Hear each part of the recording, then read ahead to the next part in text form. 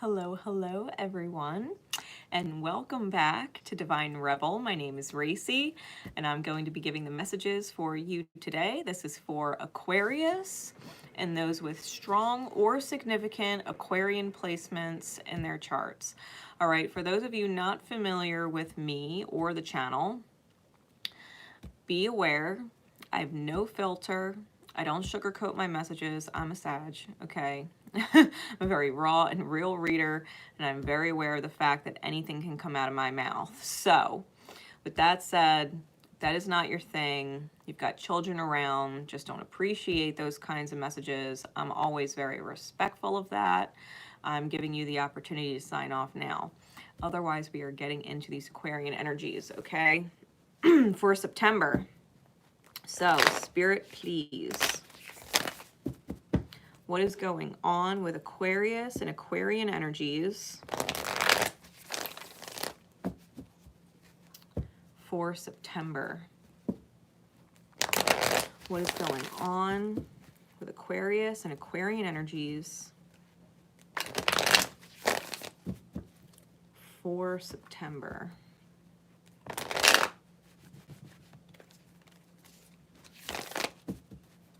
What is going on?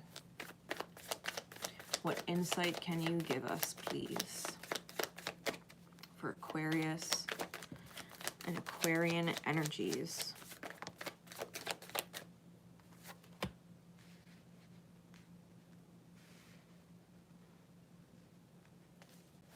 We've got the moon coming out of August and into September, and we did just go through a full moon in Aquarius in August. You might be seeing the effects of that at the beginning of the month. I'm getting good feelings off of it, though. The moon card typically deals in illusion.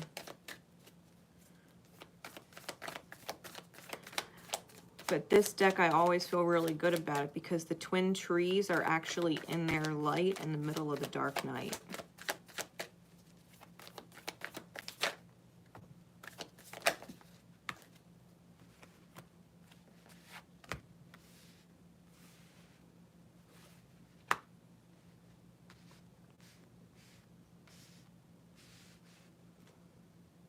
We've got the Six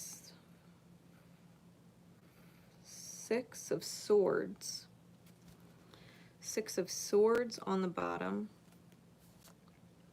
And the Ten of Wands on top. All right. Aqua. There's something you're not seeing, which is why this card feels the need to stay down. And you've got the moon.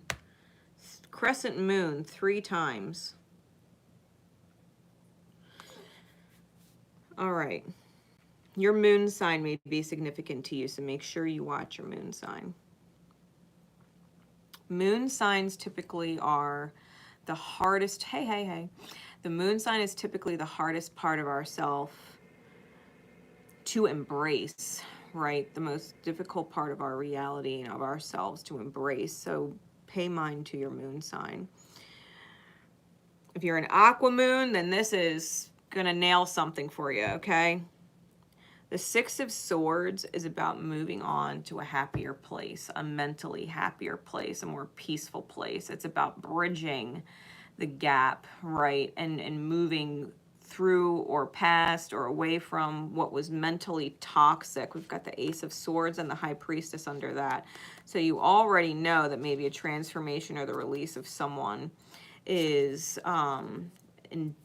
definitive, especially if you're in a twin flame dynamic, or we're talking about making heart over head decisions. It's almost like, and I'll give an analogy, right? It's like knowing who your twin flame is, and you guys being in separation, and so you start seeing someone else because they're really nice and you're fun and you're out and you're doing your thing, and it's like, but you're not meant to be with them though. You know what I mean? It's like moving forward with the truth that that something needs to end or transform because your twin flame connection requires you to make heart over head decisions. You've got to trust that your heart is aligned with your twin flame and not to be distracted. you know, getting involved or entangled with someone else.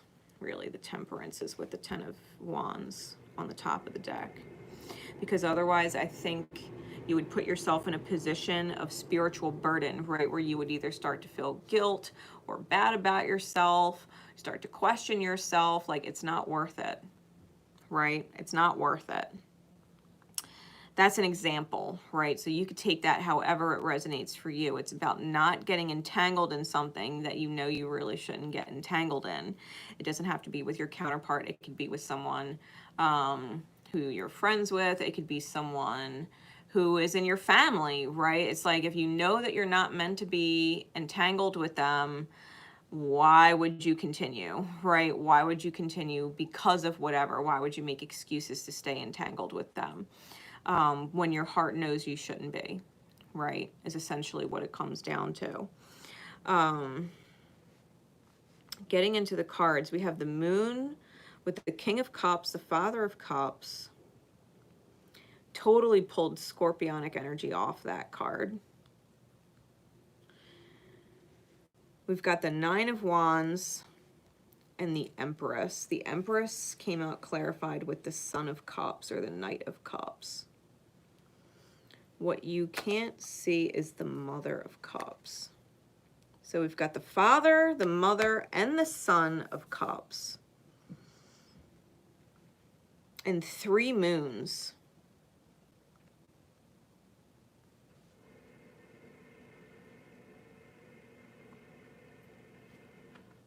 Really, you might be dealing with a bunch of people that have aqua moon. The Father, the Mother, and the Son.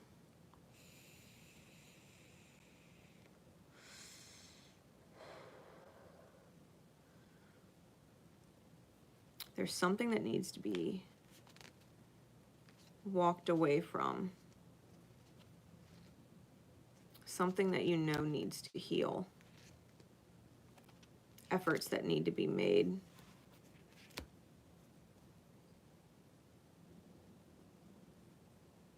For some of you, it could be letting go of a mother figure because we did have the Mother of Swords further down underneath the deck.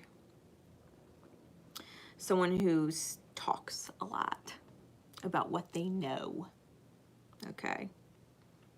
And I use the word know in quotes. Half the time what people think they know, they don't know. They just think they do.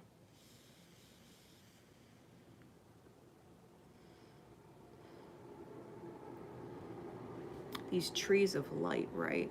It's almost like needing to walk into the light of your aqua moon and detach. The Mother of Cups, right? The Mother. Whoever the mother is that you feel the mother is, yourself or someone else. I'm talking about the Mother of Cups, right? Not the one who thinks they know everything. The mother that has this love in their heart, the partner to the King of Cups, the mother to the Son of Cups. This is walking up a staircase, right? Walking up a staircase to the moon, which is in its light. It's in its light. It's radiating light. You have to detach.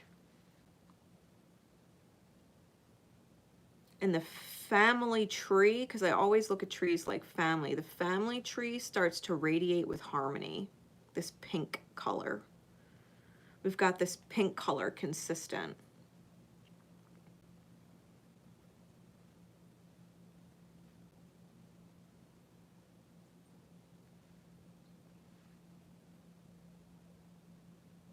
And the sun ends up having this cup of love that's radiating rainbows.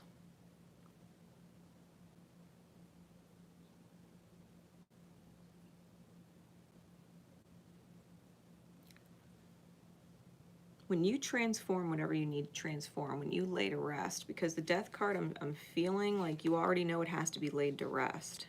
It has to be laid to rest because it needs time to transform. It's like putting a lump of coal in a volcano knowing it's going to take time to turn into a diamond. Or putting all the toxic waste and dead energy in the ground so that over time it can transform into oil. You know what I mean? Or taking the time to turn earth into crystals, right? It takes time. I think you need to lay to rest and bury whatever needs to be laid to rest and buried. It needs to be done. It needs to be done because it needs time to transform into something more valuable. The coal over time turns into a more valuable diamond. The dead waste ends up over time turning into an energy source. You follow? The dirt and the nothing ends up transforming into crystals, right? Into something of more value. When you lay things to rest and bury it sometimes, let it be done. Let it be done. Give it the time it needs to transform. Give it the time it needs to transform.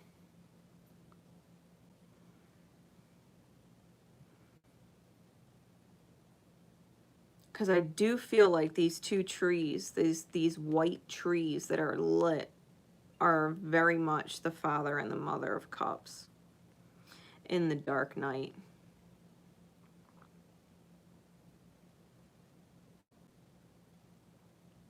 Like the reality, the people in it, like the world is just illusion. The world is just illusion. It tries to change you. Reminds me of that song by VNV Nation, Illusion, the song Illusion by VNV Nation. I would YouTube that after you're done watching this video. Great track. The lyrics, I think, are very much on point. The world is just illusion trying to change you. Whatever or whoever you're dealing with that needs to be laid to rest, it's just illusion. Trying to change you and take you away from your actual family right now. It's a distracting shadow energy, and it's almost like having to call in the dawn. Call in that Aquarian moon, that aqua light, and detach from it. Detach, detach, detach, and see the higher perspective and let it heal. That's what Aquarius is. It's the higher perspective. It is the healer.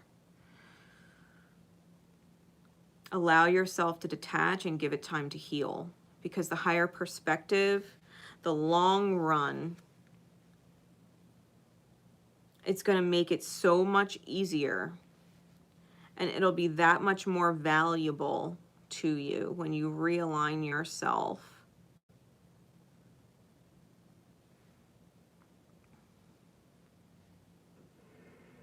Especially if you have strong scorpionic energy in your chart,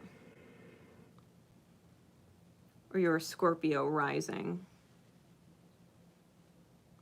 because you have lots to receive. Harmony, right? There's harmony here. The Empress is a very receptive card. It is the full embodiment or the finale of the feminine energy within the self, the receptive energy within the self. It's the mastery of receptivity.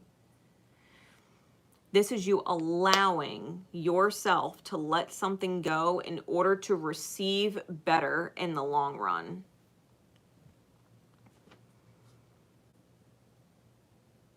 What's the guidance card, Spirit?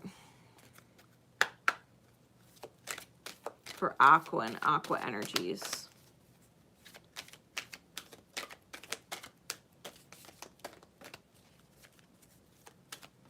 What card above all others would you give to Aqua, Aquarian energies with this reading?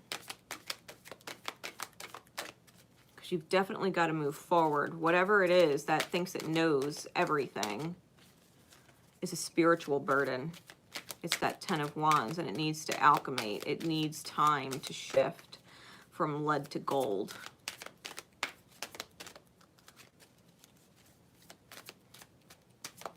What card above all others, please, for Aquarius? as guidance with this reading? We will take that one.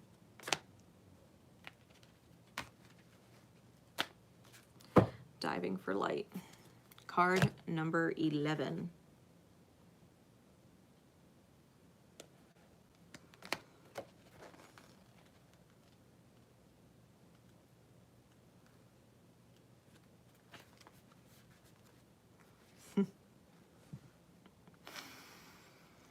How brave you are diving for light. It can be so much simpler to seek light in the heavenly, in that which is blissful, sweet, loving, and kind. To look for the light in that which is dark is an advanced task that only a rebellious and brave heart would attempt. You may not feel that you have taken such a journey by choice, yet you have taken this wise challenge on from deep within your soul. Your innermost being has evoked this situation in your life with the intention that you grow in power, wisdom, and creative juice. It also wants you to experience a bold and fearless trust in life and become further empowered to live it with zest and courage. The Oracle of Diving for Light speaks of a time when you are called into darkness through life circumstances, situations, and relationship challenges or inner struggles that defy clear understanding. That darkness might be a creative block or a sense of being in a void or feelings of depression, rage, sadness, fear, or anxiety. There may or may not be an obvious cause or trigger for this. The darkness might be generally accepted and socially acknowledged because there is a socially acceptable or obvious reason for it. However, there may be no obvious justification for your experience of darkness. You might not need a reason to be able to accept it. Likewise, you may struggle to find an unconditional acceptance of your experience. You might not want to, right, let go of whatever you need to let go of. Just know that you are actually on track and right where you need to be. Our creative process and our spiritual path go through a similar turning of the wheel. There is spring and summer in the seasons of our soul as well as in the earthly ones. There is the autumn harvest and there is the death inherent in winter, when energy is concentrated and pulled within to seek out the darkness where it can rest, regenerate, and simply be until the time is right for new life, energy, and creative inspiration to birth forth. When diving for light, one must be willing to bear the darkness and understand it has a purpose, much like winter does. It is not in error or through lack of consciousness that you are here now.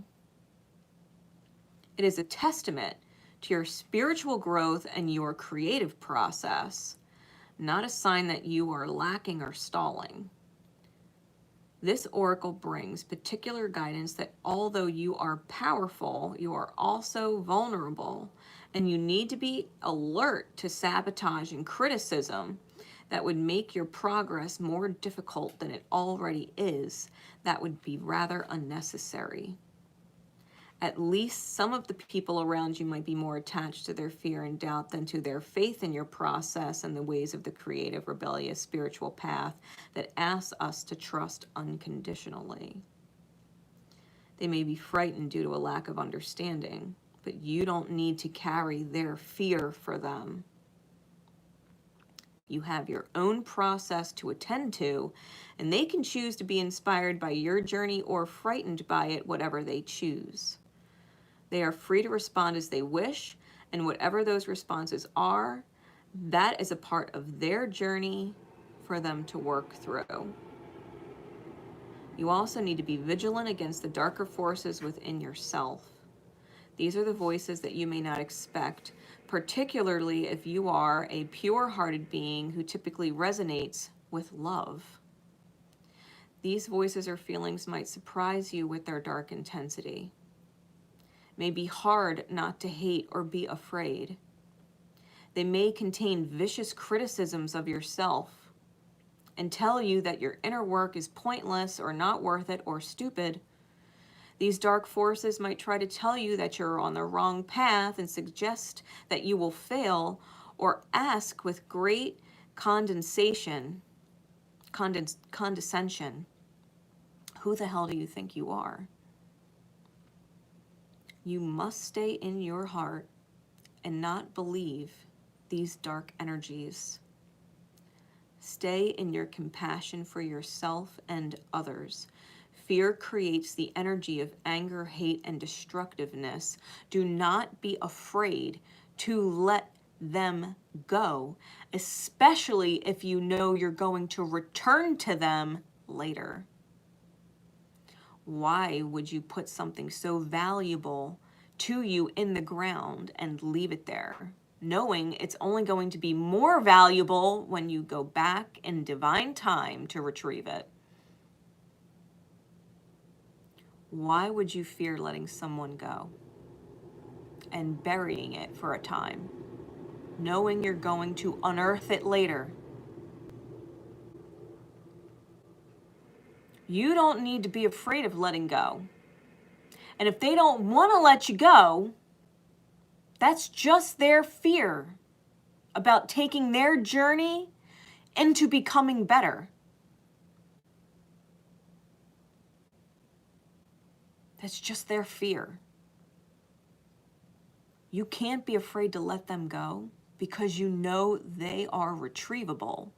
What is meant and who is meant to be in your life can never be lost to you.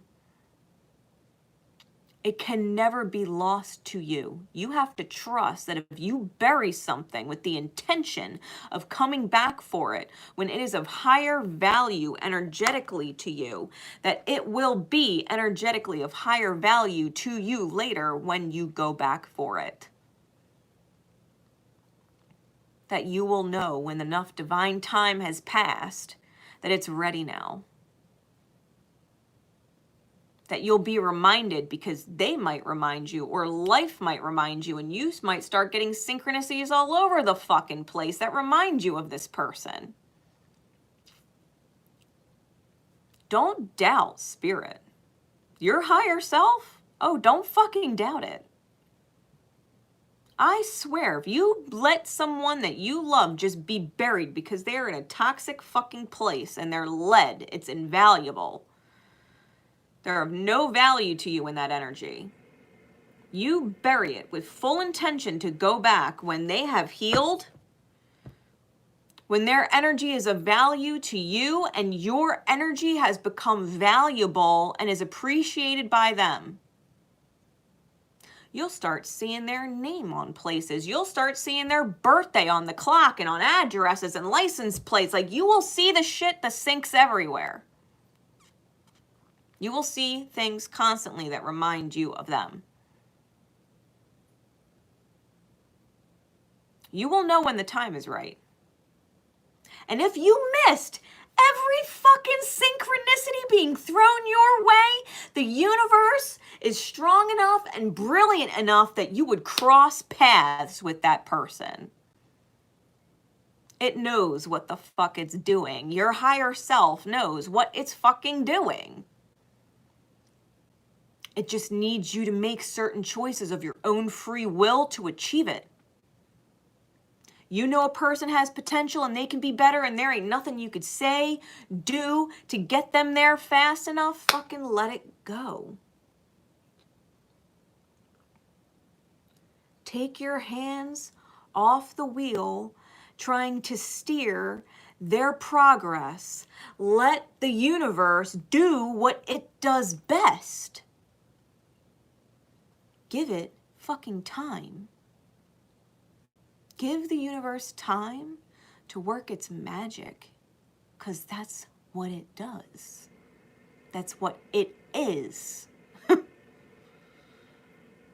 Whoever it is that you need to cut loose, cut loose and look up at the stars, look up at the sky, look up at the fucking ceiling and thank universe, because you know the minute you did that, the universe had your fucking back.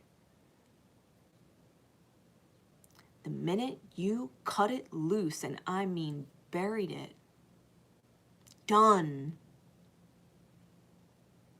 The minute you let it go and gave it up to the universe got to work immediately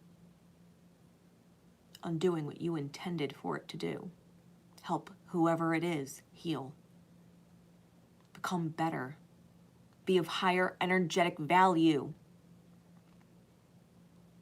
Because you said that alignment, it is not effective and efficient for me. It is too much work. It is too much energy to try. Such a bullshit word. You either do or you don't. Trying to heal somebody.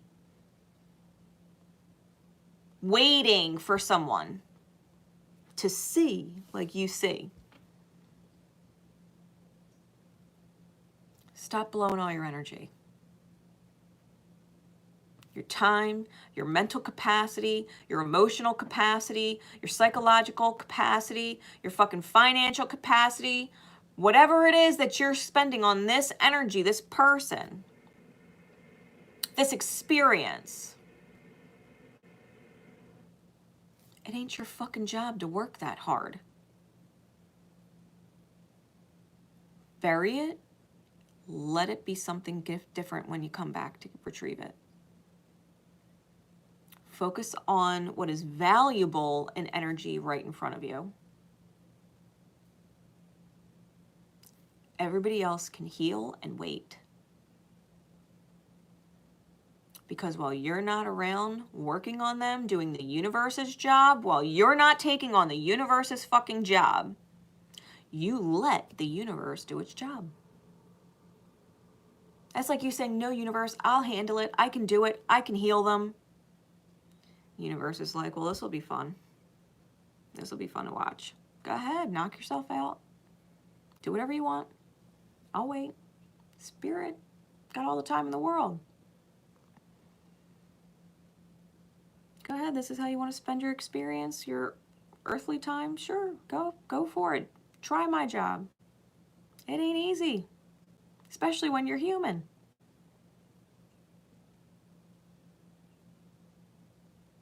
Spirit can do it more effectively and more efficiently than you ever could. What would take you 20 lifetimes to achieve, healing someone else, Spirit can do it in 20 fucking months. It can do it in 20 days. It can do it in 20 years, which is fucking nothing compared to the 20 lifetimes you would have spent doing it. It's not your job to heal anybody. It's just your job to enjoy your life. And if you're not enjoying them in your life, then you are not doing what you came here to do, which is enjoy your life. I hope that helps. Aqua. I hope that helps. You have full permission to let it go and let Spirit fucking do it. That's what Spirit does. It is not your job. It is not your job. Get into that aqua light and the fuck attach. The fuck attach. Yo. You will see the higher perspective in just how much healing can go on. I promise you.